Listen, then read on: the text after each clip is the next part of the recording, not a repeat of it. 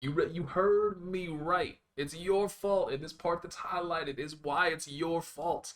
If you are one of those people that has ever said, Guilty Gear is so hard, it's one of the hardest fighting games out there, you're gonna have to work so, you have to put in so much time, so much effort to get good at the game, you have no idea, you're not ready, you need to get good. It's your fault that Guilty Gear Strive is this way, and I have the proof in front of me. But you can see this right here.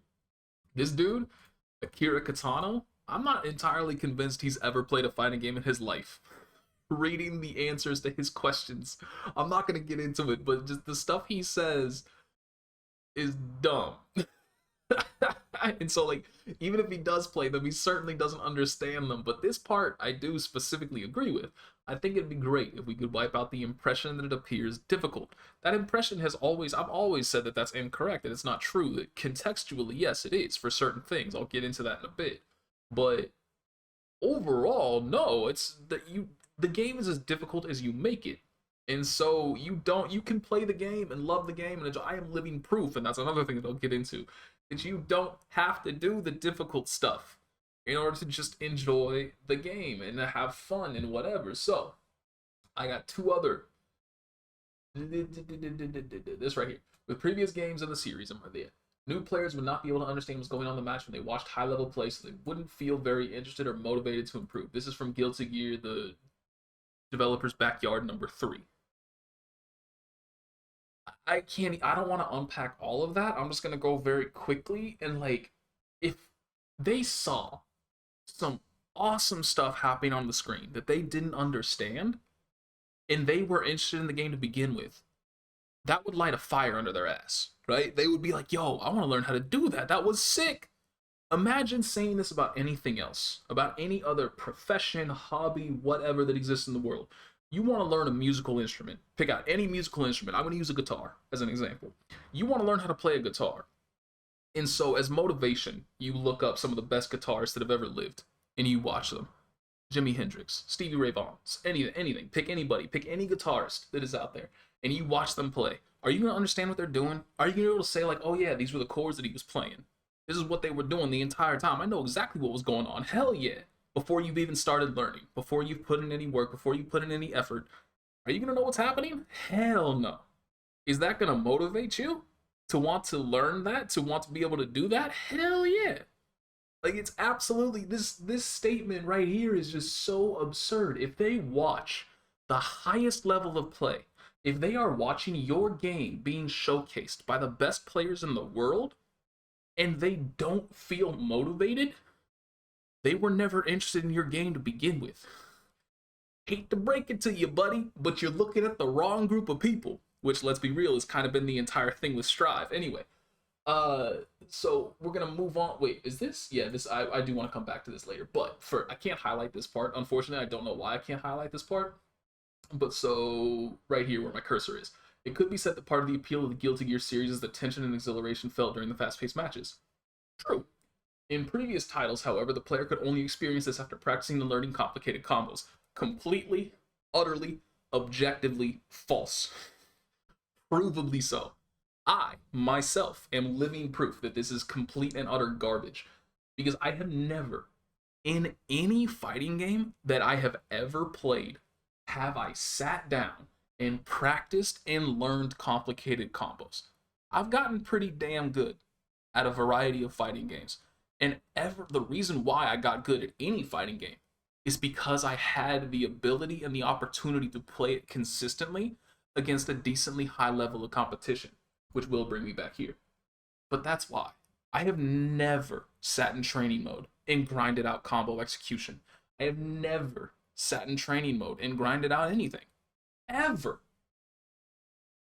So this is just complete and utter garbage, right? Like, let's just go into my experience specifically with Guilty Gear. Because there are some things, I did abandon some characters because they were quote-unquote too hard. Now allow me to elaborate on that and showcase why that's such... It's not too hard for the majority of people. Chip was the first character that I ever tried to play. And very quickly I identified that, like, this is not going to be the character for me because I need to basically take an Adderall before I ever play this character. every single time I play this character because I need to be so focused on everything that I'm doing. I need to be so busy, always doing something, always running it. And if I make one mistake, one slip up, and I am a player that is very prone to mistakes, then the match is basically over. That's just how Chip is, right? And I was like, you know what? I don't really care to deal with that. There are plenty of other characters in the cast. Let's try them out. But that's only true if you're playing at an extremely high level of competition. You don't need to be that on point with any character if you're just playing, like normal online gameplay at the level that the vast majority of people that are ever going to play the game play at. You don't need that. Enjoy Chip, have fun. Potemkin, 6K loops. I just talked about that earlier, right? Ridiculously hard from a mechanical standpoint. One of the hardest combos that I have ever tried to do and worked on, ever. And it made me not want to play Potemkin because, I'm looking at Fab and I'm looking at what he does when he plays. And I was like, I'm never going to be able to do that. That's not going to happen. So I stopped playing Potemkin. Is that because the game is too hard? Is that because, you need to make Potemkin worse? No. You don't need that if you want to play and enjoy Potemkin and have fun with the game. You do if you're Fab, because he's playing the best competition, like the best of the best of the best. But for the average person, you don't need that. Biken, TK Hozanson is the reason why I kind of was like, all right, let me try something else. Do you need that against anybody? No. If you want to open up the best of the best of the best, yeah, you need it. Am I playing the best of the best? No. Am I ever going to play the best of the best? Nope. But that's still the fact that, I saw that and I identified that, and I was like, you know what? I'm not going to bother with it because I don't want to learn how to do that. But you know what characters are there for people like that with that mentality that see something, that see an executional barrier that they don't want to overcome? Leo, Slayer, Soul, Kai, Jacko. I keep going. There's so many characters in the cast that don't have those things that are necessary in order to succeed with them, that you can still play them and really have fun and enjoy the game. It's just, this is such a garbage statement and so completely factually incorrect. Because again, the player could only experience this after practicing and learning complicated combos. Completely factually untrue, and I am living proof of that. Not even with Xrd, right? I'm loving Accent Core plus R using Cliff. I haven't spent more than 5 minutes in train mode in that game. And I'm loving playing it. I love Accent Core. It's a hell of a lot of fun, and I'm loving Cliff. And I've never spent time practicing or learning complicated combos. So I hate this guy. But anyway, so let's get back to this part right here. I believe that the solution to getting new players to enjoy matches is not to make the game itself easier, but rather to create a rank system that makes it easy for them to play with others who are around the same skill level. True. If players can fight others at the same level, there's no need to try and make new players play the same way as advanced players, nor to make game mechanics that obscure the gap in their skill levels. True. So, given that we finally, I could go through all of these backyards, all the interviews with these people, and just pick out a laundry list of things that they say that are just stupid, incorrect, poorly stated, whatever. But right here is a big ass statement that's true. That's all true. So, I believe the solution to getting new players to enjoy matches is not to make the game itself easier. So what do? You go and make the game itself easier. Way easier. It's not even comparable. But rather to create a rank system that makes it easy for them to play with others who are around the same skill level. From what we've seen in the beta, they have not done that.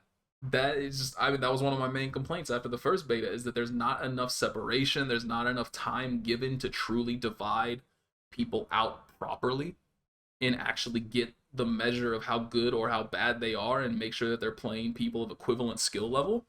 And how, to me, floors, what was I on? Floors 3 through 9 were just a massive clusterfuck of basically people of more or less the same, there was no difference in the match quality at all. So it's just, they haven't succeeded at doing that.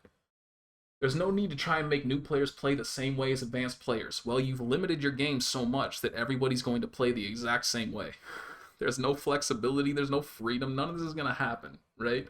So it's you came to the correct conclusion. You're making a proper statement. You have a good foundation right here to build from, and then you just completely ignore it. And you don't do any of this. But so anyway, so basically the idea here that I'm the people, saying again that the game Guilty Gear is difficult. You want to get away from the impression of Guilty Gear being difficult. Any fighting game is, I shouldn't even say fighting game. Anything that is competitive, the higher level your competition, the harder it is. Right? Think of schoolyard basketball.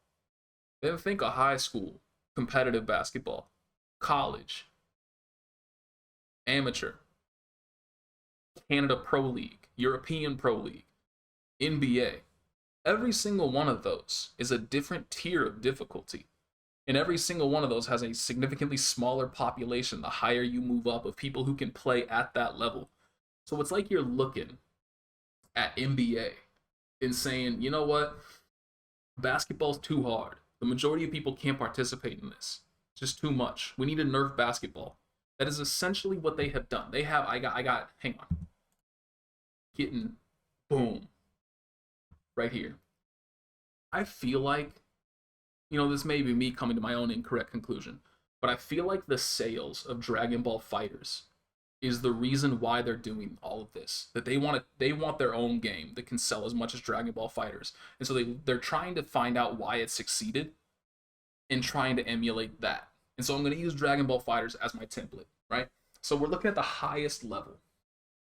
Dragon Ball FighterZ, as of, I think it was December 2019, has sold 6 million copies, right?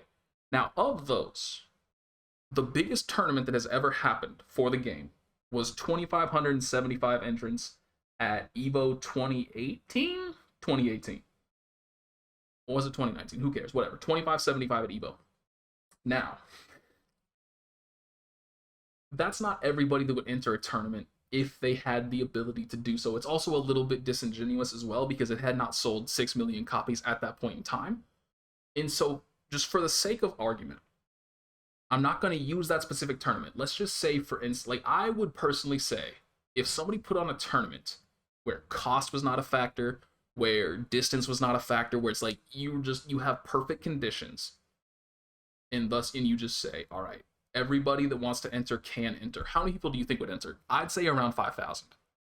And I think 10,000 is reaching.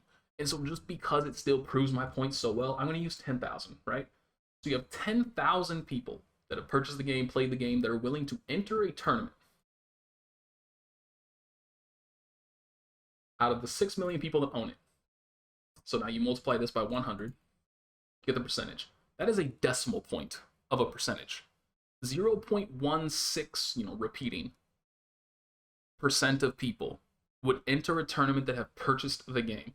Ostensibly, these are the people that are playing at that level where they need to know all the game mechanics, where they need to actually spend time grinding out combos and setups and execution and blah, blah, blah. But we've all seen tournaments. We've all watched competitive tournaments of our games. How many of those 10,000 people do you think are actually like good enough to say that they've actually done that, to need that knowledge of the mechanics? I'd argue somewhere between 100 to 500, right? So again, let's just, for the sake of argument, go for the higher number. 600 people that, oops, my bad. It's just, that's backspace, right? Times 100.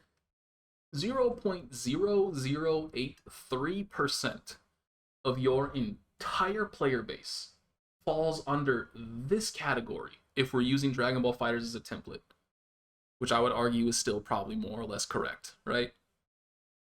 This is the amount of people. Nobody would look at this and say, like, yep, this is statistically relevant to the data that I've gotten. This is something that is high enough to be a determining factor moving forward. Nobody would ever say that. And yet that is exactly what they are doing. Coming to this conclusion that, like, oh yeah, the game's too hard, we need to make it better, blah, blah, blah. This figure right here based upon 0.0083% of the player base, we're going to change Guilty Gear forever. That's what they came to. And it's all the people that probably never played Guilty Gear. I would put good money on the fact that a lot of people that have talked about Guilty Gear and say that the game is so difficult and yada yada have never played it before. And that's why Guilty Gear Strive is the way it is now. And they're not listening. Like, the worst part too is that they're not listening to these people. When they're the ones that give feedback, when they say like, yo, you could do this to make the game better, you could do that to make the game better, like, you changed the game because of us, right? So why not listen to us, consider our feedback? They're disregarding them as well. It sucks, and that's why the game sucks. So thanks to everybody in the history of Guilty Gear who has ever talked about the game being so difficult, because now Strive is the way it is because of that. Congrats.